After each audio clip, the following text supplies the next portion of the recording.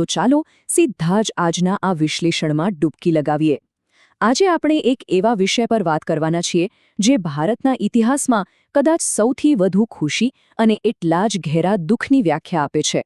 1947 એક તરફ આઝાદીની શાનદાર ઉજવણી હતી તો બીજી તરફ ઇતિહાસની સૌથી દર્દનાક ઘટનાઓમાંથી એક આકાર લઈ રહી હતી.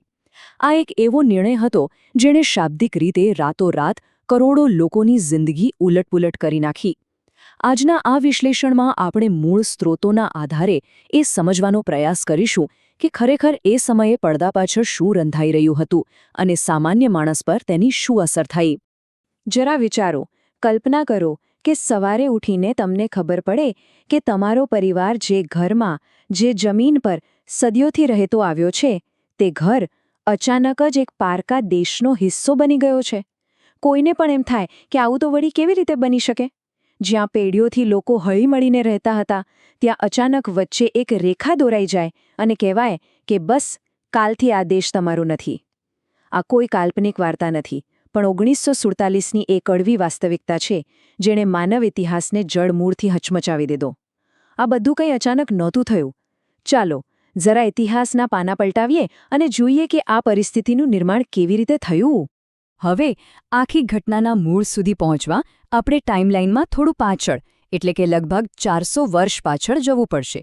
જુઓ, વાર્તા 1600ની સાલથી શરૂ થાય છે, જ્યારે ઈસ્ટ ઇન્ડિયા કંપનીની સ્થાપના થઈ. તે સમયે ભારત અત્યંત સમૃદ્ધ દેશ હતો. મસાલા, રેશમ, આખી દુનિયામાં એનો ડંકો વાગતો હતો. અંગ્રેજો આવ્યા તો માત્ર વેપારી બનીને, પણ તેમની નજર સીધી સત્તા પર જ હતી. 1757ના પ્લાસીના યુદ્ધ પછી તો જાણે અંગ્રેજોએ પોતાનો પાયો એકદમ મજબૂત કરી લીધો. ધીમે ધીમે ભારે કરવેરા અને દમન વધવા લાગ્યા, જેનાથી લોકોમાં એવો રોષ ભભૂકી ઉઠ્યો કે 1857નો મહાન વિદ્રોહ થયો. ભલે એ વિદ્રોહમાં તરત સફળતા ન મળી, પણ તેણે આઝાદીની જે ચિંગારી પ્રગટાવી તે છેક 1947માં સ્વતંત્રતા અને વિભાજન સુધી પહોંચીને જ અટકી. 20મી સદીની શરૂઆત આવતા સુધીમાં તો દેશભરમાં એક નવી જ ચેતના જાગી ચૂકી હતી. 1915માં એક બહુ મોટો વળાંક આવ્યો, જ્યારે મહાત્મા ગાંધી દક્ષિણ આફ્રિકાથી ભારત પરત ફર્યા. તેમણે આખી સ્વતંત્રતા ચળવળની દિશા જ બદલી નાખી. અહિંસા અને સત્યાગ્રહ જેવા અદ્ભુત રસ્તાઓ તેમણે લોકોને બતાવ્યા. 1920નું અસહકાર આંદોલન હોય, 1930ની ઐતિહાસિક દાંડી યાત્રા હોય કે પછી 1942નું ભારત છોડો આંદોલન, આ જન આંદોલનોએ ખેડૂતો, મજૂરો, મહિલાઓ એમ સમાજના દરેક વર્ગને એક તાંતણે બાંધી દીધા.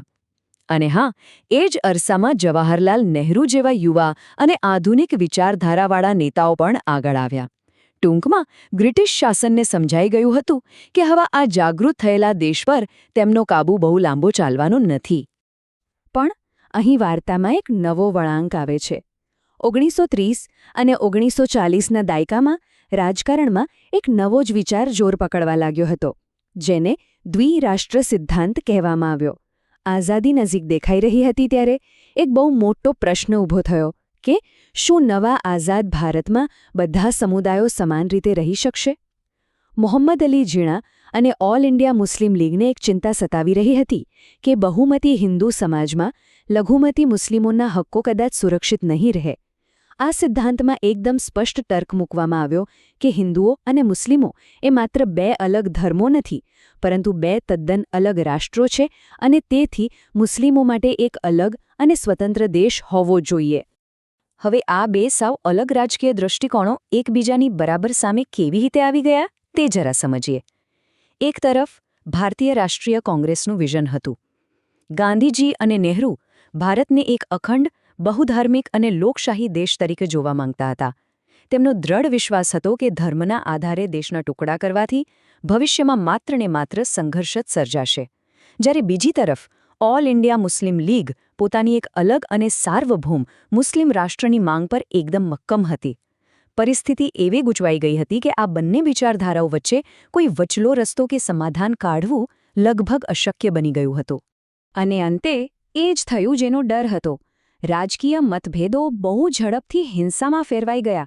1940માં મુસ્લિમ લીગે ઔપચારિક રીતે લાહોર ઠરાવ પસાર કરી દીધો, જેમાં અલગ રાષ્ટ્રની ખુલ્લેઆમ માંગ થઈ. પણ સૌથી ભયાનક સમય ત્યારે આવ્યો જ્યારે 1946માં ડાયરેક્ટ એક્શન ડે જાહેર થયો. કોલકાતામાં જે બન્યું તે ઇતિહાસમાં કાળા અક્ષરે લખાયેલું છે. ધ ગ્રેટ કલકત્તા કિલિંગ નામે ઓળખાતી એ ઘટનામાં માત્ર 4 જ દિવસમાં 4000થી વધુ લોકોની કતલ થઈ ગઈ. આ હદે પહોંચેલા અવિશ્વાસ અને રક્તપાતને જોઈને બ્રિટિશ સરકારને લાગ્યું કે જો હવે તાત્કાલિક કોઈ નિર્ણય નહીં લેવાય તો આખો દેશ ભયંકર ગૃહયુદ્ધમાં હુમાઈ જશે. અને આખરે એમાંથી જ રસ્તો કાઢવા 1947માં માઉન્ટ બેટન પ્લાન રજૂ થયો, જેમાં દેશના ભાગલા પાડવાનું નક્કી કરવામાં આવ્યું. હવે અહીં જરા રોકાઈને આ આંકડો સાંભળો. માત્ર 5 અઠવાડિયા. જ્યારે એ નક્કી થઈ ગયું કે ભારતના ભાગલા પડશે, ત્યારે નવી સરહદો દોરવાની જવાબદારી સિરિલ રેડક્લિફ નામના એક બ્રિટિશ અધિકારીને સોંપાઈ. અને સૌથી આઘાતજનક વાત ખબર છે શું છે? આ માણસ અગાઉ ક્યારેય ભારત આવ્યો જ નહોતો, જેને અહીંની સંસ્કૃતિ, લોકો કે ભૂગોળ વિશે જરાય ખ્યાલ નહોતો. તેને કેટલાક નકશા અને વસ્તીના ધાર્મિક આંકડા પકડાવીને કહેવામાં આવ્યું કે ભાઈ 5 અઠવાડિયામાં કરોડો લોકોનું ભવિષ્ય નક્કી કરી નાખો. જરા વિચારો, કેવો આઘાતજનક નિર્ણય હતો આ! અને આટલી ઉતાવળમાં લેવાયેલા એ નિર્ણયનું પરિણામ એટલે રેડક્લિફ લાઇન. આ કોઈ પેન્સિલથી દોરેલી સામાન્ય લાઇન નહોતી, પણ એક એવી તલવાર હતી જેણે પંજાબ અને બંગાળ જેવા અત્યંત સંકળાયેલા પ્રદેશોને વચ્ચેથી 2 ટુકડામાં વહેંચી દીધા. સદીઓથી જ્યાં હિન્દુ, મુસ્લિમ અને શીખ સમુદાયો એકબીજાના પડોશી બનીને સુખ-દુઃખમાં સાથે ઊભા રહેતા હતા, તે બધાને આ એક કાગળ પર દોરાયેલી લાઇને હંમેશા માટે અલગ કરી દીધા. ઘણા પરિવારો માટે તો એ માનવું જ મુશ્કેલ હતું જ્યારે તેમને ખબર પડી કે હવે તેમનું આખું અસ્તિત્વ જ બીજા દેશમાં જતું રહ્યું છે. આ માત્ર કોઈ ભૂમિના ભાગલા નહોતા, આ લોકોના સંબંધો અને લાગણીઓના ભાગલા હતા. તો જેવી આ નવી સરહદોની સત્તાવાર જાહેરાત થઈ, ચારે તરફ એક જબરો ગભરાટ અને અરાજકતા ફેલાઈ ગઈ. આ આંકડો જુઓ, 1.4 કરોડ. લગભગ 14 મિલિયન લોકોએ પોતાનું ઘર-બાર, માલ-મિલકત બધું જ છોડીને રાતોરાત નીકળી પડવું પડ્યું. આખા માનવ ઇતિહાસમાં આટલું મોટું સામૂહિક સ્થળાંતર ક્યારે નથી જોવા મળ્યું. હિન્દુ અને શીખ પરિવારો પાકિસ્તાન છોડીને ભારતમાં આશરો શોધવા નીકળ્યા, તો ભારતમાંથી મુસ્લિમ પરિવારો પાકિસ્તાન તરફ. કોઈ પગપાળા, કોઈ બળદગાડામાં, તો કોઈ ટ્રેનની છત પર બેસીને, બસ ગમે તેમ કરીને પોતાનો જીવ બચાવી લેવાની એક ભયાનક સફર શરૂ થઈ ગઈ. અને આ સફર બિલકુલ આસાન નહોતી. મૂળ સ્ત્રોતોમાં એવી વિગતો છે જે વાંચીને ખરેખર હૃદય દ્રવી ઉઠે છે. રેલવે સ્ટેશનો માણસોની ભીડથી ફાટફાટ થતા હતા. ટ્રેનો એટલી ભરેલી હતી કે શ્વાસ લેવાની પણ જગ્યા નહોતી. પણ સૌથી વધુ કંપાવી દેનારી વાત એ છે કે સરહદ પાર કરવા નીકળેલી ઘણી ટ્રેનો ક્યારેય પોતાના મુકામે પહોંચી જ શકી નહીં. રસ્તામાં જ ધર્માંધ ટોળાઓ દ્વારા આ ટ્રેનો પર પાશવી હુમલાઓ થતા.